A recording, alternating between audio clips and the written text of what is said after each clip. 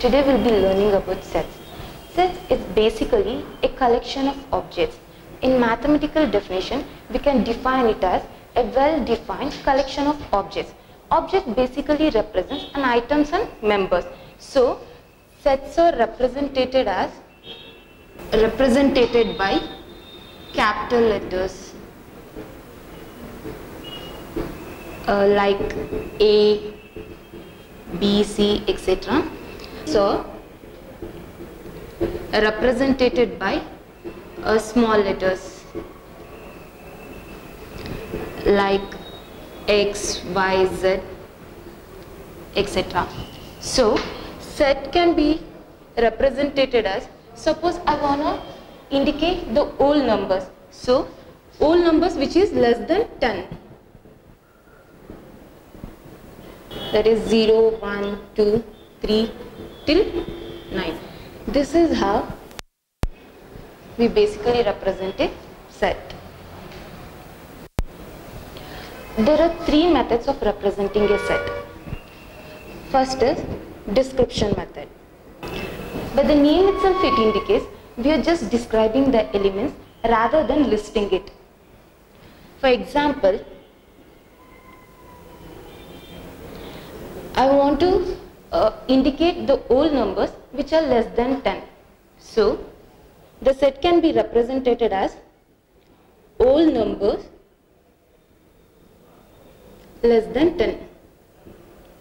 So, here we are just describing it rather than listing the items. So, this is about description method. Coming to second method, that is roster method or tabular form. In this case, we are listing an items and these items are separated by commas and are enclosed in a curly braces. It is basically represent, suppose I want to again display the whole numbers which is less than 9. So, the set can be represented as 0, 1, 2, 3 till 9. This is how we represent a roster method. And the third method is set builder form or rule method. So in this case, we are just describing the common properties of elements. That means, suppose I want to, let us consider an example. Suppose set A is having 1, 3, 5, 7, 9. So, in set builder form, we represent it as x equal to x is an odd natural number and x is less than 10. So, here we are describing the common properties of elements. So, this is about how we represent a set. Now, let's move on. Different types of set. Okay. First is finite set. Finite set means the items which is countable. So, according to the mathematical definition, it's a set which contains a countable number of elements.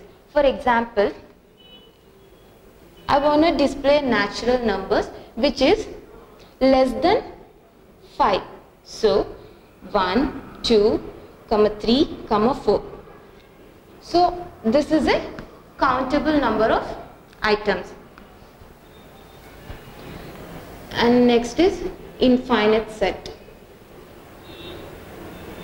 So, this is uncountable number of items. So, a set which contains uncountable distinct number of items is called an infinite set. For example, a star in a sky, and we have natural numbers,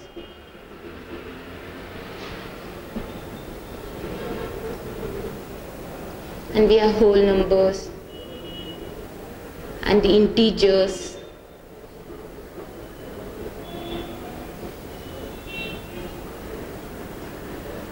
So this is all about the finite set. Third one is empty set. Empty set means A set which contains no element. For example, a triangle having a fourth sides and a whole number less than 0. Let us consider an example like triangle less than 0. Triangle having fourth sides, whole number less than 0.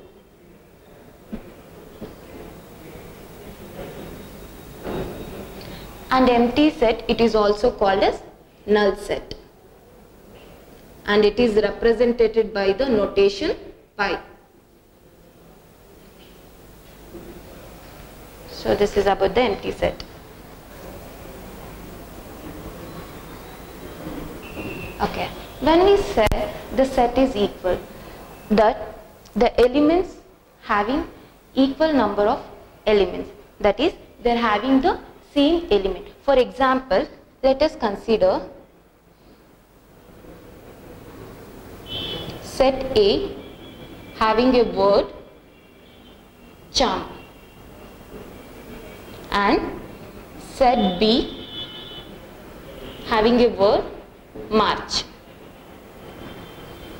So therefore A equal to B, since they are having a matching words like C, M, A, R, H. So the two sets are equal. And coming to the next set, that is equivalent set.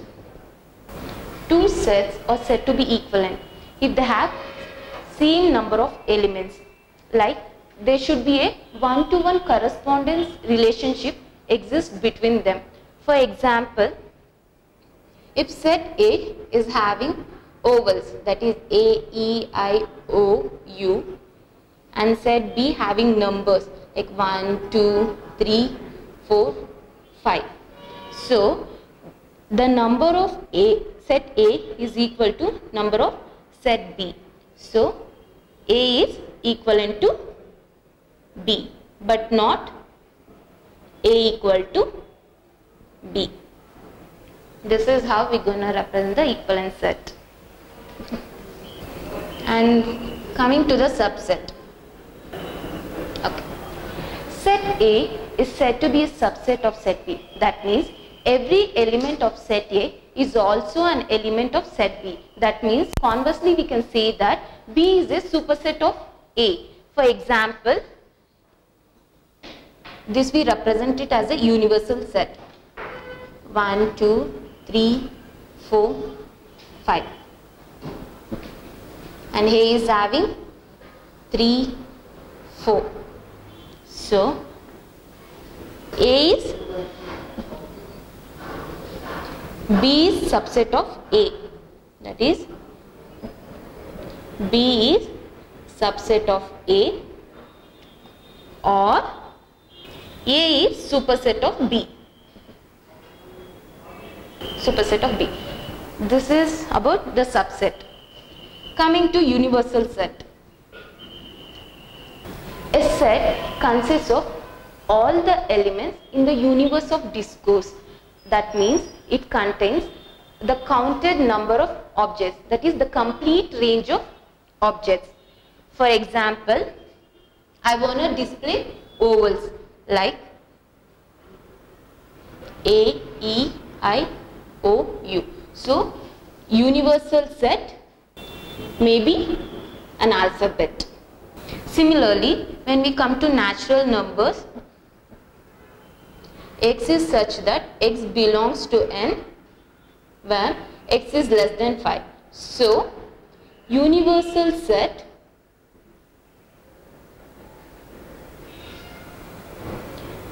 may be a numeric. So this is about the universal set. Next is cardinal of set. Cardinal of set means the number of distinct elements in a finite set. Distinct elements means which contains a unique element in countable number of items. For example, if set A is having 1, 2, 4, 5, then the cardinal of set is represented as n of A equal to 4. So this is about the cardinal of set.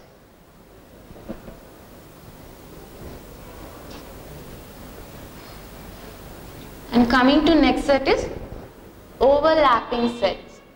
Okay. A two set said to be overlapping if it contains at least one element in common. At least one element in common. This is called as overlapping set. For example,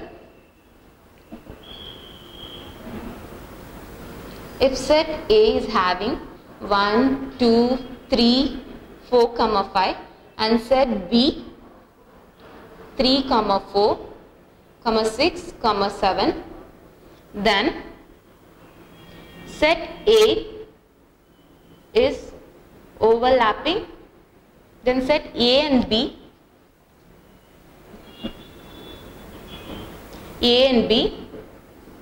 is called overlapping sets because they have 3 and 4 in common.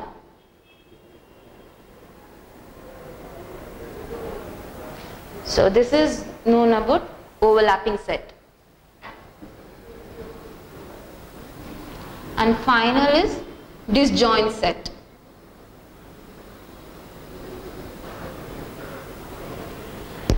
Basically we tell two sets to be disjoint if they do not have no common elements. For example, if set A is having numbers 1, 2, 3, 4, 5 and set B is having 6, 7, 8, 9, then set A and B are called disjoint sets.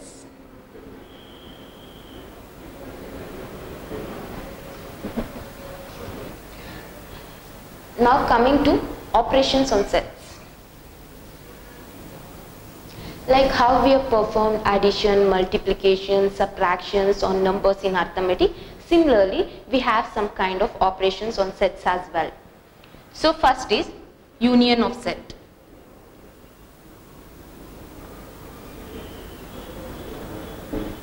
Let us consider two sets, that is,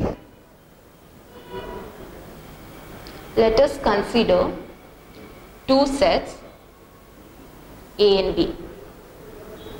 And these two sets A and B is said to be union if it contains all the elements from either A or elements from either B or from both the elements A and B. For example, and it is represented by A union B such that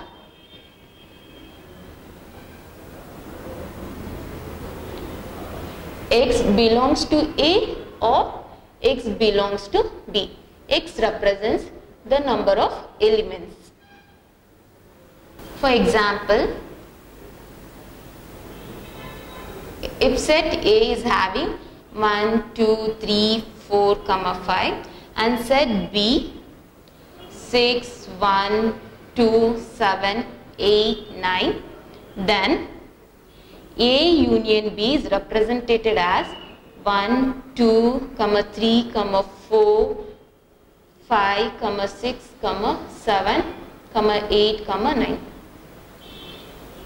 So that means whatever the elements that belongs to set A, either or from set B or from both set A and B. This is about the union of set.